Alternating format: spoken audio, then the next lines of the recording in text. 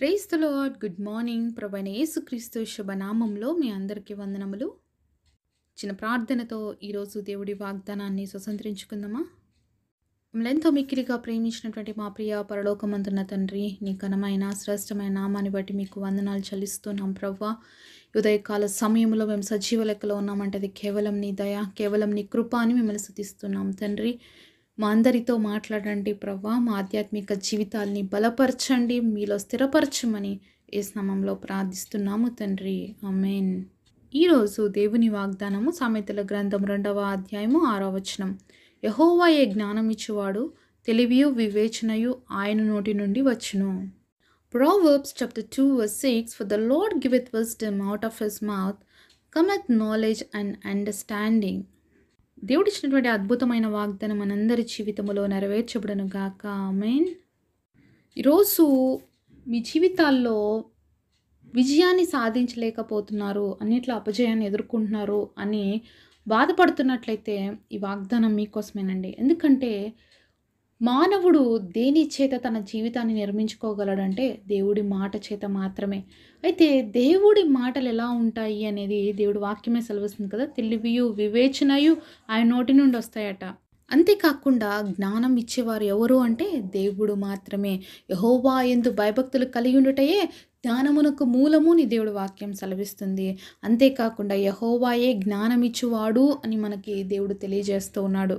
ఈరోజు మానవులు ఈ జ్ఞానం సంపాదించడానికి, అలాగే ఈ జ్ఞానాన్ని సమకూర్చుకోవడానికి రెయ్యింపగుళ్ళు ఎంతమంది సైంటిస్టులు మరి ఎన్నో పుస్తకాలు చదువుతూ ఎంతో సమయాన్ని వెచ్చిస్తూ జ్ఞానాన్ని పొందుకుంటున్నారు.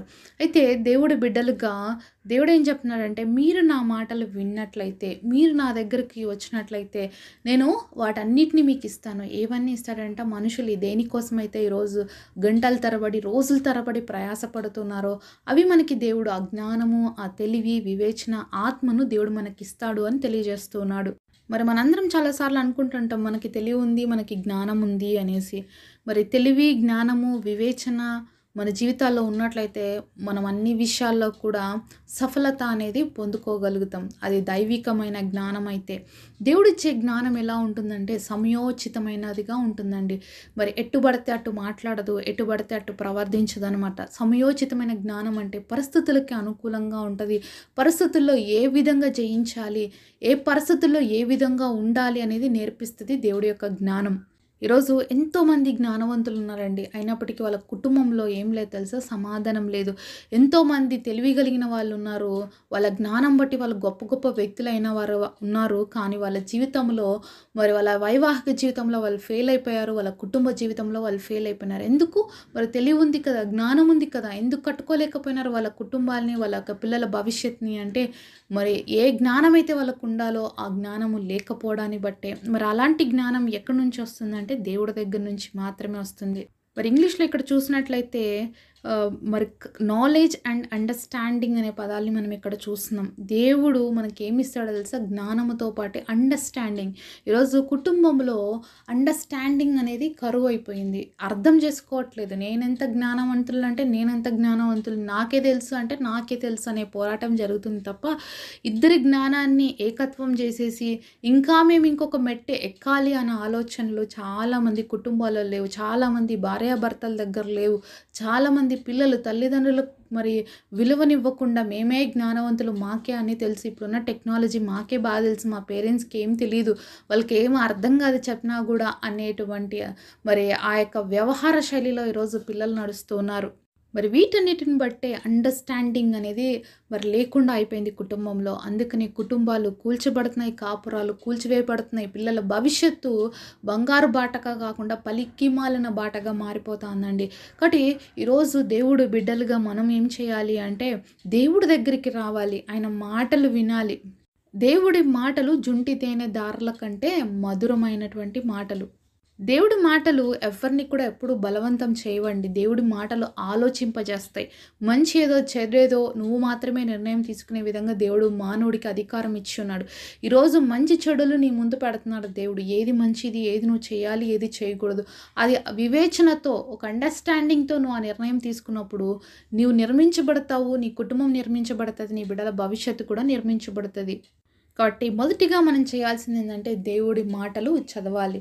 దేవుడిని గురించినటువంటి సంగతులు మనం తెలుసుకోవాలి. సైంటిస్టులు ఇప్పుడిప్పుడు కనుక్కుంటున్నటువంటి విషయాలు ఎన్నో బైబిల్‌లో ఆల్రెడీ ప్రూవ్ చేయబడ్డాయండి. ఆల్రెడీ మరి దేవుడి మాటల్లో రాయబడి ఉన్నాయన్నమాట. శూన్యములో దేవుడి సృష్టిని వేలాడదీశాడు అని అంటున్నాం. ఎంతోమంది సైంటిస్టులు కనుక్కొని ఫస్ట్ ఇది ఇలా కాదు, అలా ఉన్నింది, ఇలా కాదు అని చెప్పి లాస్ట్‌కి మళ్ళీ శూన్యంలోనే వేలాడదీయబడింది అని చెప్తున్నారన్నమాట.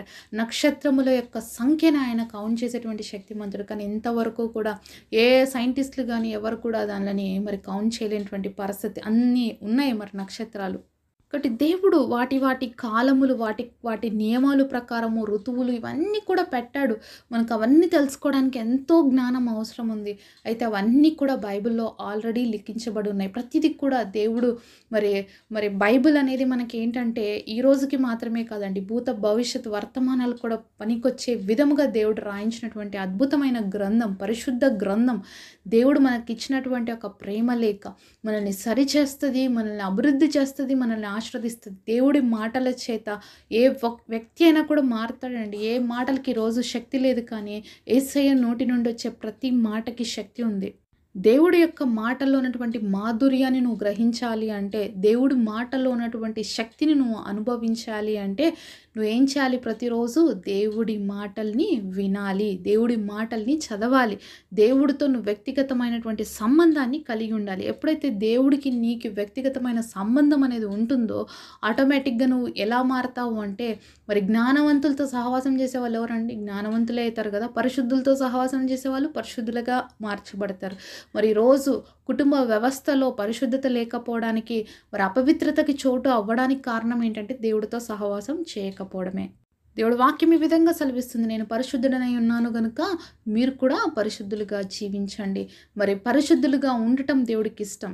మరి మనము మంచి చెడులు అనేది ఎలా తెలుసుకుంటామంటే దేవుడిచ్చే జ్ఞానం. ఏది అపవిత్రత, ఏది పరిశుద్ధత, ఏది మంచి, ఏది చెడు అనేది వివేచన ఆత్మ అనేది ఎవరి దగ్గర నుంచి వస్తుంది? దేవుడి దగ్గర నుంచే వస్తుంది మనకి. కాబట్టి ఇవన్నిటి వల్ల మన జీవితాలు ఏమైపోతాయి? మంచిగా బిల్డ్ అవుతాయి అనమాట. మన యొక్క బేస్, మన యొక్క పునాది అనేది దేవుడు మాటలతో నిర్మించుకున్నప్పుడు మన కట్టబడేటువంటి ఇల్లు ఎంత స్ట్రాంగ్గా ఉంటుందో కదా. బేస్ అనేది బాగుండాలి. అంటే దేవుడి మాటల మీద మన ఇల్లు నిర్మించబడే వారిగా మనం ఉండాలి. కాబట్టి ఈరోజు మరి ఎవరైతే ఈ బండ మీద కడతారో వాళ్ళ ఇండ్లు ఎన్ని తుఫాన్లు వచ్చినా, ఎన్ని అలర్జడులు వచ్చినా కూడా పడిపోదు అని మరి వైస్ మ్యాన్ గురించి ఫులిష్ మ్యాన్ మరి హౌస్ ఏ విధంగా బిల్డ్ చేస్తాడో మనం బైబిల్లో చూస్తాం. కాబట్టి ఈరోజు మనం వైస్ మ్యాన్గా ఉండి దేవుడి సన్నిధిలో దేవుడిచ్చేటువంటి ప్రతి మాటను పట్టుకొని మన కుటుంబాలని నిర్మించుకునే వారిగా, మన భవిష్యత్తు నిర్మించుకునే వారిగా ఉండాలి. ఈరోజు ఎవరికైనా నాకు అలాంటి జ్ఞానం లేదండి అని బాధపడుతున్నట్లయితే దేవుడు ఒక మాట చెప్పాడు. యాకోబు 1:5 ఎవరికైనా జ్ఞానం కొదగా ఉంటే నా దగ్గరికి రండి, వారికి నేను జ్ఞానం ఇస్తాను అన్నాడు. అంతేకాకుండా మరి యాకోబు పత్రిక 3:17 పైనుండి వచ్చి శ్రేష్టమైన జ్ఞానాన్ని కూడా దేవుడు మనకి ఇస్తాను అని చెప్పాడు. కాబట్టి ఎవరికైతే నాకు జ్ఞానం లేదు, నాకు జ్ఞానం తక్కువగా ఉంది అనుకుంటున్నారో ఈరోజు దేవుడు మనందరికీ ఆ జ్ఞానం ఇవ్వాలని మరి ఆశపడుతున్నారు. అయితే దేవుడు ఏవైతే ప్రామిసెస్ ఇచ్చాడో వాటిని మనం క్లెయిమ్ చేసుకుందాం. కాబట్టి ఈరోజు దేవుడు చెప్తున్నటువంటి సామెతలు 2:6 మరి ఈ యొక్క సామెతలు రాసినటువంటి గ్రంథకర్త అయినటువంటి సొలొమోను ఎంతో జ్ఞానవంతుడండి. మరి ఆయన రాసిన ఒక్కొక్క మాటను మనం చూసినప్పుడు మరి అందుకే ఆయన ఖచ్చితంగా చెప్తున్నాడు. ఎందుకంటే ఆయన దేవుడి సన్నిధిలో మొరపెట్టినాడు, అయ్యా నీ ప్రజల్ని పరిపాలించడానికి నాకు జ్ఞానమే, మరి ఇంకేమీ కోరుకోలేదు. దేవుడు అప్పుడు ఏమనంటే నువ్వు జ్ఞానం అడిగావు కాబట్టి వీటితో పాటు నీకు ఐశ్వర్యము, సంపద సమస్తము ఇస్తానన్నాడు. ఈరోజు మానవులుగా మనం ఐశ్వర్యాన్ని, సంపదనని సంపాదించుకోవడానికి ఎన్నో ప్రయాసాలు పడుతున్నాం. కానీ వాటికంటే ముఖ్యంగా మనం సంపాదించుకోవాల్సింది జ్ఞానం. కాబట్టి దేవుడి మాటల్లో నుంచి మనకు శక్తి వస్తుంది, జ్ఞానం వస్తుంది, వివేచన ఆత్మ వస్తుంది. కాబట్టి దేవుడు ఇచ్చేటువంటి జ్ఞానం పొందుకున్నప్పుడు మనము లోకరీతిగా కూడా అనేకమైన విషయాల్లో ముందుండగలుగుతాము. అంటే మనం చేసేటువంటి ప్రయత్నాల్లో కానీ, పనుల్లో కానీ విజయాన్ని మనము చూడగలుగుతాం. కాబట్టి మనం సంపాదించాలి దేవుడి జ్ఞానము అంటే దేవుడి దగ్గరకు వచ్చినప్పుడే మనం సంపాదించుకుంటాం. దేవుడు ఇచ్చేటువంటి జ్ఞానం మితి లేదండి. కాబట్టి మనం దేవుడి సన్నిధిలో అడుగుదాము. మరి దేవుడు ఇచ్చేటువంటి అద్భుతమైన జ్ఞానాన్ని రిసీవ్ చేసుకొని మన కుటుంబాలని, మన భవిష్యత్తుని, మన పిల్లల జీవితాన్ని నిర్మించుకుందాము. అట్టి కృప దేవుడు మనందరికీ దయచేయును గాక.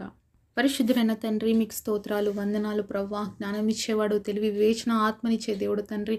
మా అందరికీ కూడా జ్ఞానం ఇవ్వండి ప్రవ్వా. ఈరోజు మరి లోకంలో ఏమున్నా ఏమి లేకపోయినా మొదటిగా మిమ్మల్ని కలిగి జీవించడం మాకు నేర్పించండి. మీ నోటి నుంచి వచ్చే ప్రతి మాటను మేము విని ఆ ప్రకారంగా జీవించడానికి మాకు శక్తినివ్వండి ప్రవ్వా. ఈ గొప్ప వాగ్దానం మా అందరి జీవితాల్లో నెరవేర్చండి. జ్ఞానం లేదని బాధపడుతున్న ప్రతి బిడ్డలకి నాయన మీరే మా అందరికీ జ్ఞానం ఇచ్చి నీ మార్గంలో నడిపింపజేసి మమ్మల్ని వర్ధిలింప చేయమని నజరేయుడైన యేసు నామంలో ప్రార్థిస్తున్నాము తండ్రి. ఆమేన్.